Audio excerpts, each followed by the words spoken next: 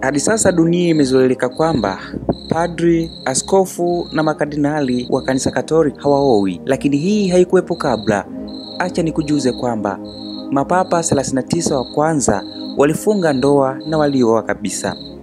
Lini na kwa nini useja ukalazimishwa kwa mapapa? Makardinali kutoka sehemu mbalimbali za dunia walikusanyika mjini Vatican kumchagua Papa Leo wa 14, kiongozi mpya wa kanisa Katoliki, ambapo inajumlisha Wakatoliki takriban milioni 1.4 duniani kote. Robert Prevost mwenye umri wa miaka 69 amechaguliwa kuwa kiongozi wa 267 wa kanisa Katoliki na ni kiongozi wa kwanza wa kanisa hilo kutoka nchini Marekani. Kitaalamu mwanaume yeyote Mkristo aliyebatizwa anaweza kuchukua nafasi hiyo, lakini tangu mwaka 1378 mapapa wote walichaguliwa kutoka miongoni mwa makardinali ambao wenyewe wanapiga kura kumchagua papa.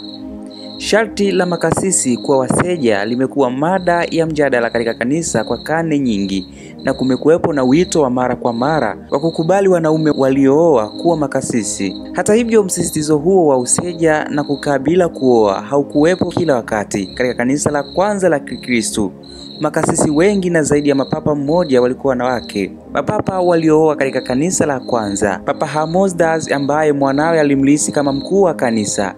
Vatican imeorodhesha mlolongo wa mapapa 267 kuanzia Petro, mwanaume aliyeoa ambaye mama mkwe wake Yesu alimponya katika Injili.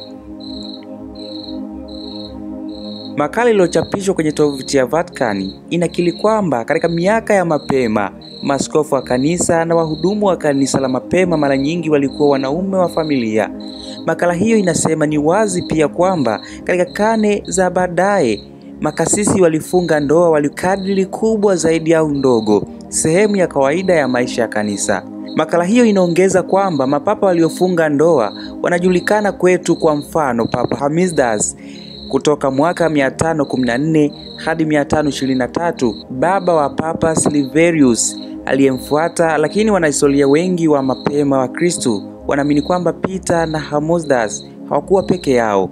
Mapapa 39 wa kwanza walikuwa wanaume waliooa, anasema Linda Pinto, mwenyekiti mwenza wa kikundi cha Kimarekani cha Catholic for Choice, ambaye inahitaji ukuhani unaojumuisha bila kujali jinsia, hali ya ndoa au mwelekeo wa kijinsia.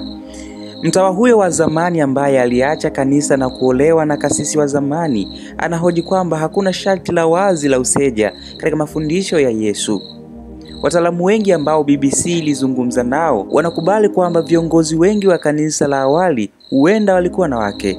Katika hatua za awali tuna ushahidi wazi kwamba makasisi walikuwa wameoa. Profesa Kim Hess-Itzen, mtaalamu wa Ukristo wa mapema kutoka chuo kikuu cha Cornell nchini Marekani, aliambia BBC anaamini kwamba Ukristo ulipitia mabadiliko ulipoenea kutoka mizizi yao ya Kiyahudi hadi ulimwengu wa Wagiriki na Waroma, ukikumbatia mawazo kama vile kujinyima raha, upweke na useja. Kisha Malki Konstantini anatangaza Ukristo kuwa dini rasmi ambaye iliwapa mapapa fungu la utendaji katika siasa.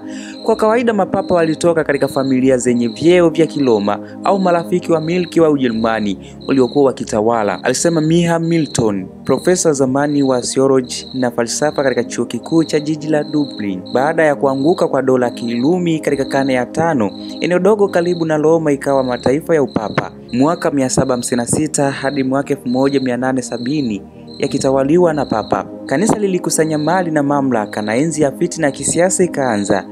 Mia Milton, profesa zamani wa theology na falsafa katika chuo kikuu cha Dublin, aliambia BBC ilikuwa kawaida kwa mapapa, maaskofu na makasisi kuoa na kuwa na mke. Yote haya yakiunganishwa na usherati wa enzi za giza za upapa, pamoja na uzaji wa mali na ofisi za kanisa ili kupata pesa, zilimshinikiza Gregory kufanya mageuzi. Diarmas Miskolc, profesa mstaafu wa historia ya kanisa katika chuo cha St. Cross, chuo kikuu cha Oxford, alikubali kwamba makasisi wengi katika kanisa la Mashariki na Magharibi walikuwa wamefunga ndoa na bila shaka walikuwa na watoto kufikia karne ya 12. Anasisitiza kuhusu vito viwili vya nguvu vya kanisa, la kwanza huko Rumi na Konstantinople. Kulingana na mwandishi wa Rodha Niengo, historia ya jinsi ya Ukristo. Mtazamo wa sasa wa Kanisa Katoliki juu ya useja unasukumwa kwa kiasi kikubwa na seti ya mawazo ya kisaikolojia iliyoundwa katika karne ya 11 na 12. Je, Biblia inasemaje kuhusu useja na makuhani, na sheria hii ilianza lini? Wale wanaotetea useja wa kikuhani wanaeleza kwa Yesu Kristo mwenyewe katika Injili nne za Agano Jipya hakuna kutajwa kwa mke. Katika Injili ya Mathayo sura ya 19, Yesu aliendekeza useja kwa wale wanaoweza kufanya hivyo kwa ajili ya ufalme wa mbinguni. Katika barua zilizohusishwa na Paulo, mmoja wa mitume wa Kristo, inasemekana kwamba ni afadhali kwa wote kwa waseja na safi kama yeyote, ingawa katika barua yake ya kwanza kwa Timotheo anasema kwamba maaskofu wanapaswa kuoa mara moja tu. Kwa kweli kujiepusha na ngono kulisifiwa sana miongoni mwa Wakristo wa mapema. Mtakatifu Agustino na Mtakatifu Thomas Aquinas, wawili na wanasaikolojia muhimu zaidi wa kanisa, waliona useja wa mapadri kama njia ya kujitolea zaidi kwa mambo ya kiroho. Lakini njia ya useja kuwa kanuni sawa na ya lazima katika kanisa ilikuwa ndefu na yenye changamoto.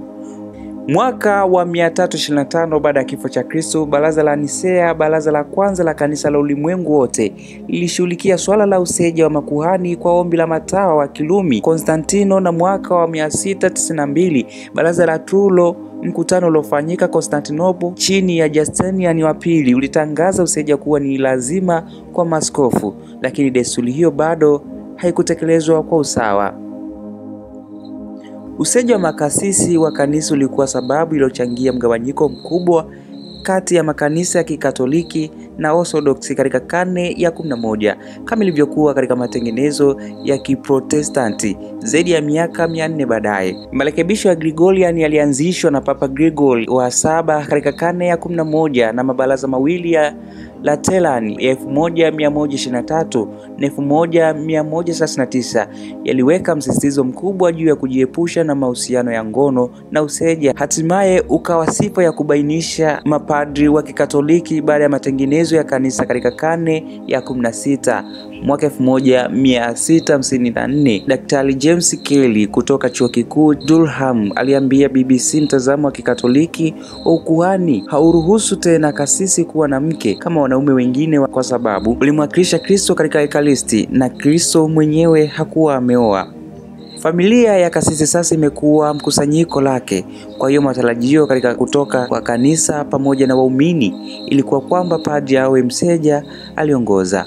Katika yote hayo, uvunjaji wa sheria uwezo kukosekana. Papa Alexander wa 7 alikuwa babake Lucrece Borgia. Licha ya matukio hayo, baadhi ya mapapa walifunga ndoa kisheria kabla ya kukubali ukasisi. Hamisdad mwaka 514 hadi 523 anaaminika kuwa mjane wakati wa kuchaguliwa kwake kuwa papa, na baadaye Adriani wa pili mwaka 867 na 872 kuwa papa akiwa na umri wa miaka 75.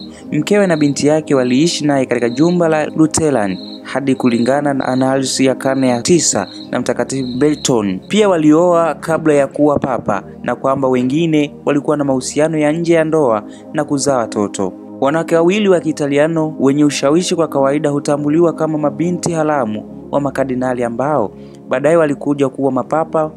Mwanamke mtukufu aitwaye Lucrezia Borgia, binti wa Papa Alexander wa 7 mwaka 1492 hadi mwaka 1503, papa ambaye labda alishtumiwa zaidi kwa mambo yake ya ngono kuliko mtu mwingine yeyote.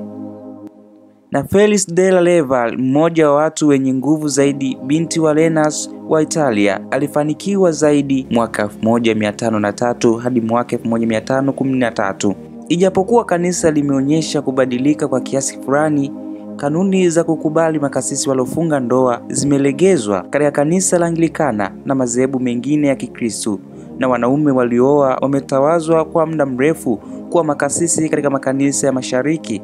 Papa Francis na mtangulizi wake Papa Benedikti wa 16 wametetea useja wa kipadri. Profesa Henzen anatabiri kwamba hatimaye kanisa litakubali makasisi waliofunga ndoa katika maeneo ya mashambani na kuwatawaza wanawake, lakini anaamini kwamba uwezekano wa kumuona papa aliyeoa katika karne ya 21 ni mdogo. Linda Pinto, mtawala wa zamani wa Francisco tawi la kanisa Katoliki, sasa ni mama ambaye hivi majuzi alisherehekea kumbukumbu ya miaka 50 ya ndoa yake. Hana matumaini ya mabadiliko katika hali ya useja. Hawataruhusu hili kwa watu waliozaliwa, kubatizwa na kukulia katika kanisa Katoliki, alimaliza kwa kueleza. Makala hii inaeleza mapapa takriban 39 wa kwanza waliofunga ndoa na kuzaa watoto, lakini kwa karne ya 21 ni nadra sana kuweza kuona papa au mapadri wakiweza kuoa na kuruhusiwa katika kanisa Katoliki duniani. Langu jina ni Wilson John na hii ni Jimbi TV.